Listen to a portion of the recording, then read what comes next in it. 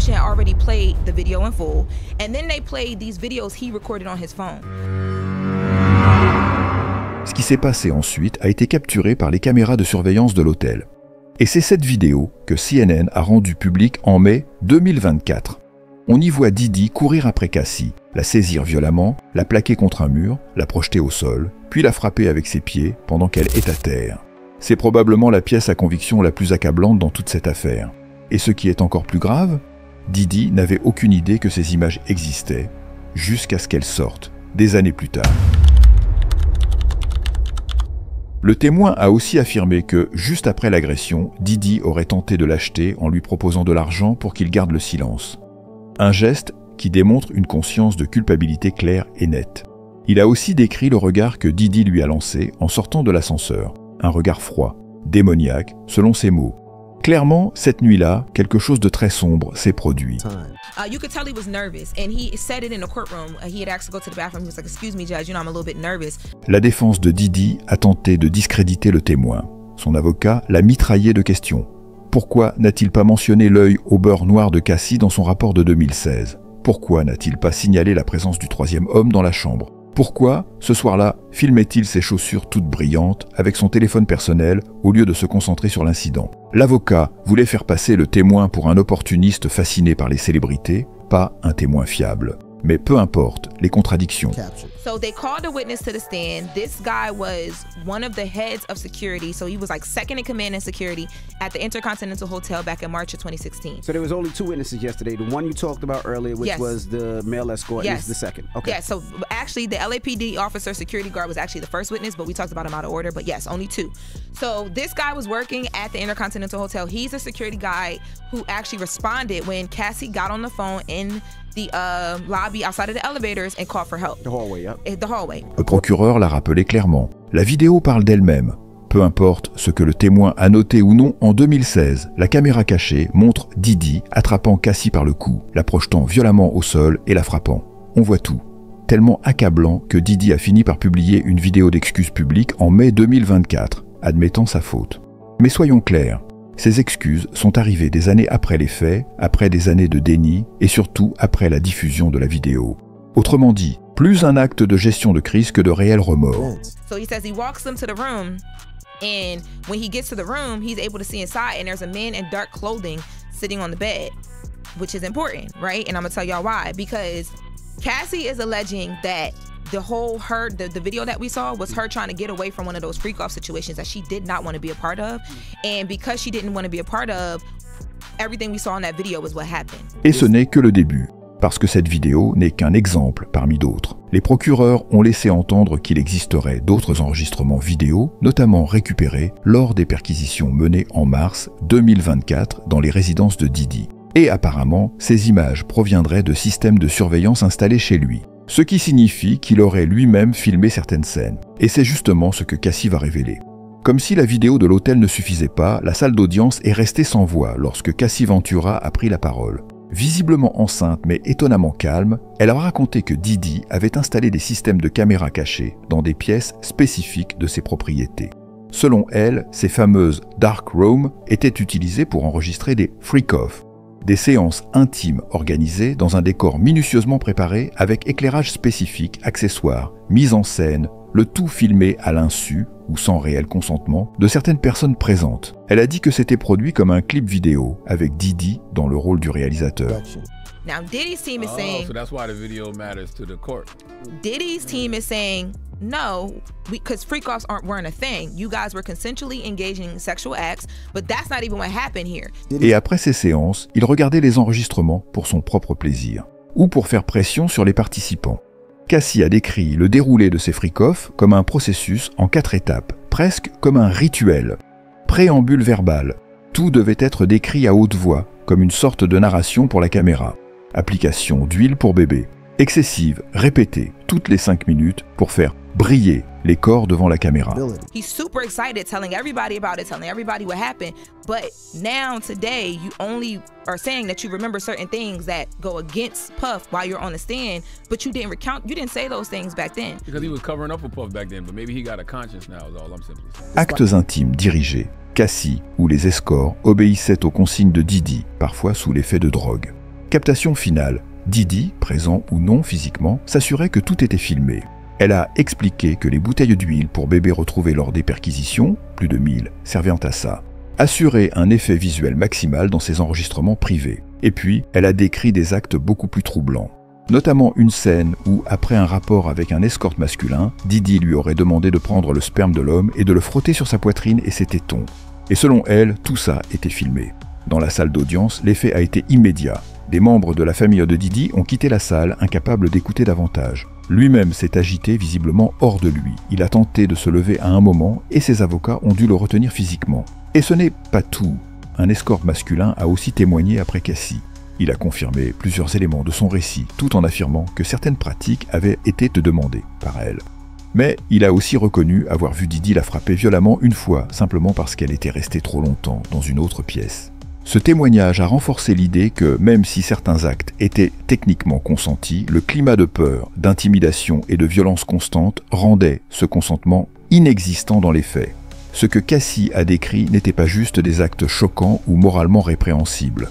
Non, ce qu'elle a décrit, c'est un système, un réseau, une entreprise de manipulation, de contrôle, de trafic, de coercition, dirigée par Didi lui-même, selon l'accusation. Les procureurs ont déclaré que ces freak-offs n'étaient pas des événements isolés ou improvisés.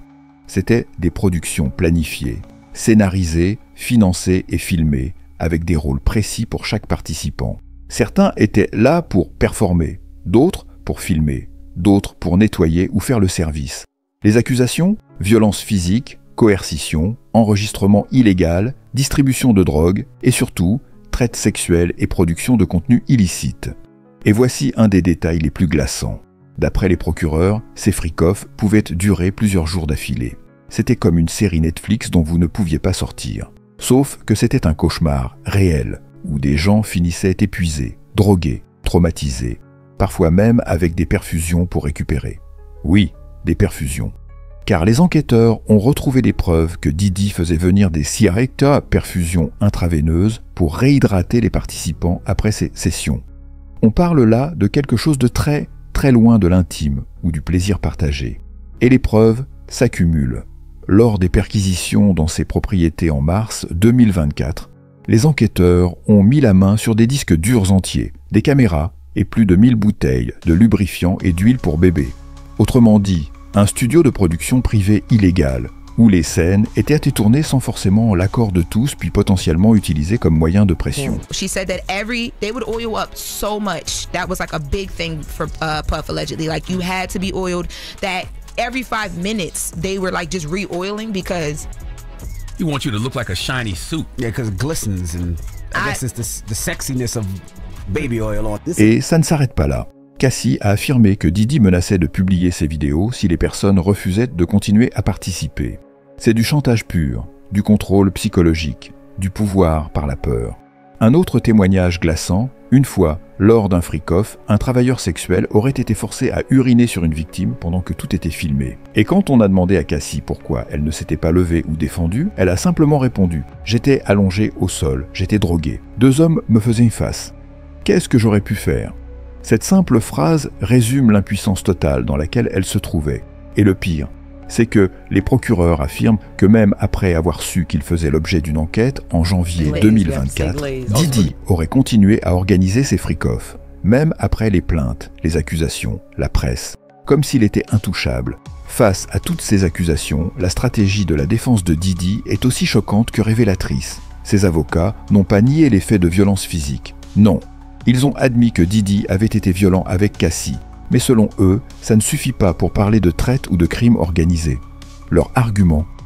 Oui, il y a eu des coups, mais il ne l'a pas contrainte à participer à des freak-offs. C'était une relation intime entre 2 adultes consentants. En d'autres mots, il l'a peut-être frappé, mais il n'est pas un trafiquant. C'est une défense qui fait grincer des dents, parce qu'elle réduit la violence à une anecdote, et nie l'ensemble du système de contrôle psychologique, d'abus de pouvoir et de manipulation. La défense est même allée jusqu'à qualifier leur relation de passionnée, de mutuelle, voire de conflictuelle des 2 côtés. Ils ont présenté certains textos de Cassie comme preuve, par exemple « J'ai hâte de freak-off avec toi » ou encore « J'aime quand on le veut tous les 2 ». Mais Cassie a répondu sans détour. Ces messages, selon elle, étaient des tentatives de calmer Didi, de le rassurer, de le flatter. Elle a expliqué que dans leur relation, dire non n'était pas une option. Refuser un freak-off pouvait mener à des coups, des menaces ou pire. Elle a ajouté que son consentement n'était jamais libre, car il était extorqué sous la peur, la fatigue, l'intoxication ou le chantage. Elle a même comparé leur dynamique à celle d'Ike et Tina Turner, disant dans un texto de 2017 « Rien de bon ne sort des freak-off désormais ». Et l'une des phrases les plus puissantes de son témoignage, c'est celle-ci. « Je ne peux pas m'imaginer faire ça sans être sous substance. J'avais besoin d'un filtre pour ne pas ressentir ce que je vivais. » He said one time he couldn't get hard anymore because he went to Cassie's house. They got comfortable with him. He came to Cassie's house. When he was there, Cassie and Diddy was in the room. He was outside in the living room. Diddy comes out and goes off on Cassie, like allegedly beats her up bad because she took a long time to come back in the room to him. And he said after he saw that was his first time seeing her get physically touched. Elle a reconnu avoir développé une addiction, notamment à la kétamine, pour se détacher mentalement des actes qu'elle subissait. Elle a fait une cure de désintoxication en 2023. Depuis, elle affirme ne plus toucher à rien. La défense a tenté d'utiliser ça contre elle, suggérant que son addiction rendait ses souvenirs confus. Mais Cassie a tenu bon. Elle a dit que son corps et son esprit avaient été brisés et que cette drogue était le seul moyen de survivre mentalement. Autre point marquant du procès, le règlement financier entre Cassie et Didi. Cassie a confirmé qu'en novembre 2023, elle avait accepté un règlement à l'amiable de 20 millions de dollars. Mais elle a été claire. « Je voulais être indemnisée pour le temps perdu, la douleur, les années passées à reconstruire ma vie. » Ce règlement a été signé en moins de 24 heures après le dépôt de plainte. Pour les procureurs, cela démontre que Didi voulait éviter à tout prix que cette affaire n'éclate publiquement. La défense a tenté d'utiliser ce règlement pour discréditer ses intentions. Elle a déjà touché de l'argent, pourquoi relancer l'affaire? Mais l'équipe de Cassie a répondu que l'accord civil n'empêche en rien des poursuites pénales, surtout quand il s'agit de traite, chantage, coercition et abus sur plusieurs années. Et ce n'est pas tout. Plusieurs personnes de l'entourage de Didi ont été citées au tribunal comme complices silencieux.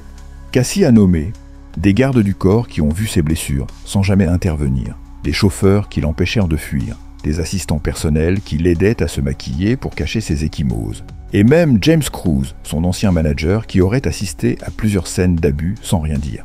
Elle a aussi parlé de Dawn Richard, une ancienne chanteuse du groupe Danity Kane. Elle a témoigné affirmant avoir vu Cassie en position fétale au sol après avoir été frappée par Didi pour un simple retard dans la préparation d'eux. Et quand elle a voulu en parler, Didi lui aurait dit « Tu sais, les gens disparaissent. Oui, c'est bien ce que vous pensez, une menace à peine voilée. Mais ce n'est pas tout. » Cassie a aussi mentionné des célébrités de premier plan, non pas comme agresseurs, mais comme témoins passifs ou figures d'influence. Elle a évoqué, entre autres, un rappeur avec qui elle aurait eu une relation, que Didi aurait menacé. Une pop star croisée dans des soirées sous contrôle de Didi. Des stars invitées à des événements privés, sans nécessairement savoir ce qui se passait dans les coulisses. Mais attention, être cité ne veut pas dire être complice. Cassie elle-même précise que peu de gens savaient ce qui se passait réellement derrière les portes closes. Les fameux freak-off n'avaient rien à voir avec les soirées blanches, publiques et glamour. C'était autre chose, un monde souterrain, fermé, filmé, contrôlé. Et c'est là toute la force du dossier des procureurs. Montrer que ce n'était pas juste un homme avec des excès, mais un réseau, une entreprise, avec des règles, des participants, des dépenses documentées, des rapports médicaux, et surtout des vidéos. Des dizaines, peut-être même des centaines. Et si ces vidéos montrent ce que Cassie décrit, alors ce ne sont pas seulement des preuves. C'est une condamnation déjà filmée. La stratégie finale de la défense repose sur un argument principal. Tout ce qui s'est passé entre Didi et Cassie relevait de leur vie privée. Selon eux, ce procès est une tentative de transformer des pratiques intimes entre adultes consentants en crimes fédéraux. Ils insistent sur le fait que les vidéos évoquées ne montrent pas de violence, mais seulement des relations sexuelles entre adultes, et qu'il n'y a aucune preuve de menace, de chantage ou de coercition visible dans ces enregistrements. Mais les procureurs ne voient pas les choses de la même manière.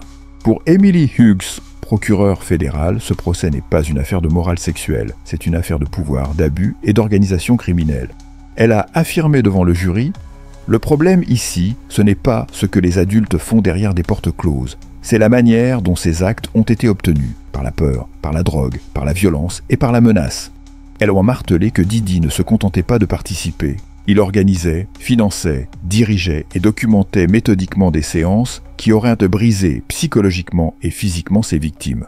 Et que tout cela constituait un système de trafic sexuel, un racket, une exploitation filmée à grande échelle. L'une des pièces les plus accablantes pour l'accusation, un reçu d'hôtel où Diddy aurait payé plus de 46 000 $ pour les dégâts causés dans une suite après un freak-off en 2012. Des frais de nettoyage dignes d'un champ de bataille, pas d'une fête. Mais ce qui a fait le plus réagir, c'est ce que les procureurs ont déclaré dans une lettre au juge. Même après avoir été informé de l'ouverture d'une enquête en janvier 2024, Diddy a continué à organiser des freak-offs. C'est comme se faire arrêter pour excès de vitesse et appuyer encore plus fort sur l'accélérateur en repartant. C'est de l'arrogance, ou du désespoir, ou les deux. Alors, que risque-t-il vraiment ? S'il est reconnu coupable des principales charges, trafic sexuel, chantage, enregistrement illégal, violence physique, menaces, distribution de drogue, Diddy risque la prison à vie, et pas dans une prison VIP. On parle là de niveau fédéral, avec plusieurs années obligatoires sans libération conditionnelle. Et le plus ironique dans tout ça, ce sont peut-être ses propres vidéos qu'il a enregistrées pour dominer les autres, qui vont aujourd'hui le faire tomber. Voilà l'histoire. Un empire bâti sur le luxe, la fête et le pouvoir, en train de s'écrouler, pièce par pièce, preuve par preuve. Et tout ça à cause de ce qu'il croyait être secret, des caméras cachées, des vidéos privées, et un système qu'il pensait contrôler. Mais quand les victimes parlent, et que les preuves s'affichent en plein écran, même les plus puissants peuvent se tomber. Et si vous pensiez que cette affaire était choquante, attendez de voir ce qui se cache derrière d'autres grands noms du showbiz. Regardez cette vidéo juste ici pour découvrir les vérités cachées derrière une autre célébrité ultra puissante. Et si vous voulez aller encore plus loin, j'ai regroupé toutes les affaires qui secouent les coulisses des stars dans cette playlist. Abonnez-vous, activez la cloche et restez dans l'ombre avec moi. Car la vérité n'a jamais autant brillé.